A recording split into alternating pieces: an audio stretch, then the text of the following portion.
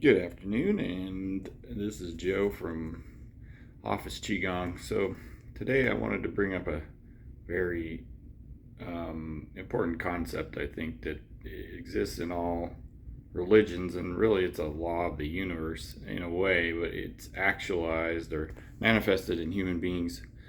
And what I'm talking about is the three centers. In Qigong, it's the three centers: Jing, Qi, and Shen. And I made a little diagram here to talk about it in brief. Okay, so what we've got here is a human being with my little stick figure there. And so you can see the Shen, Qi, and Jing here, but I've also heard it described as head, heart, and balls, or thought, emotion, and moving centers in the body, and they correlate to like sections of chakras in a way, but not exactly.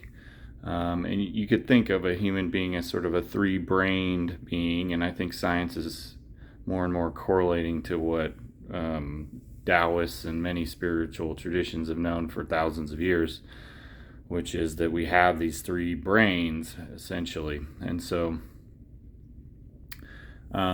I'll start at the bottom here, and what you'll notice here is there's a sort of a vibrational scale, and there's also a vibrational scale in each one.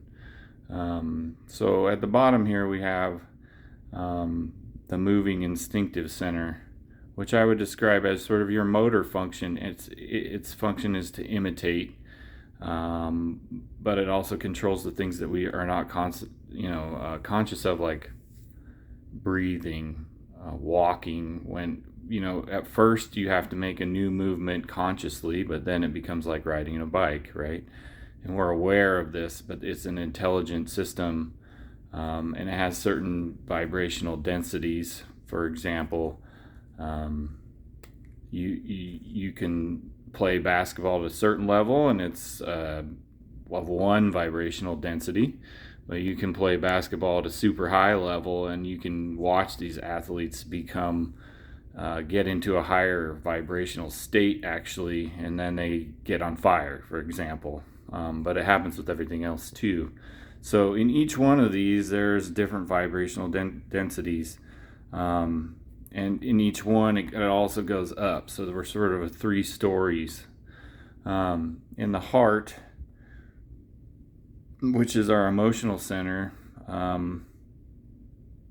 you can imagine a heavy emotion like sadness, depression, despair, versus very high emotions that are more towards joy or awe, things like that, of that nature. In the head, there's different levels of thought. There's sort of these heavy thoughts that are associated to emotions maybe, but there's also lighter thoughts and eureka moments where you jump energy levels and things like that. So why is this important? Well, if you want to know yourself and how you function and then be able to master yourself, you've got to know how our psychology and how we work. So this is an integral part of how we work.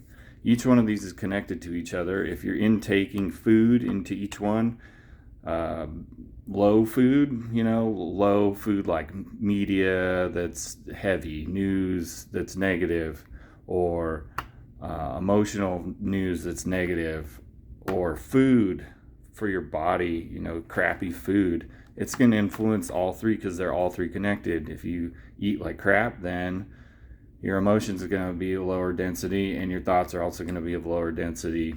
If you're taking good food, eating good, then it's also going to have a vibrational effect on the other three.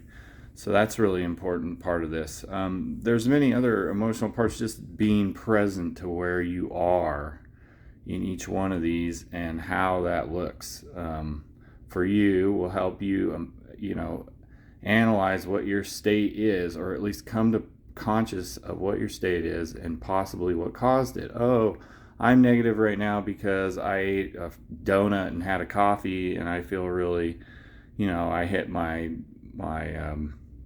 I'm crashing, right? And now my emotions suck and my thoughts suck, right? So they all influence each other. Um,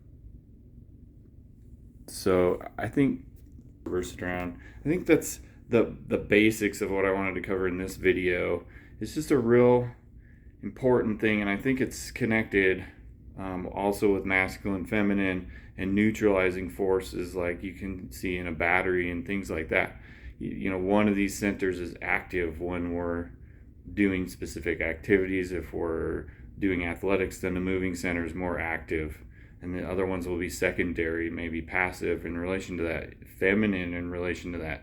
So there's a ton of knowledge in what I just said, and it's a lot to take in. But if you could just start to like think about the diagram and be more present to where you're at in each one, it will help you master yourself, which is really what we're aiming for here.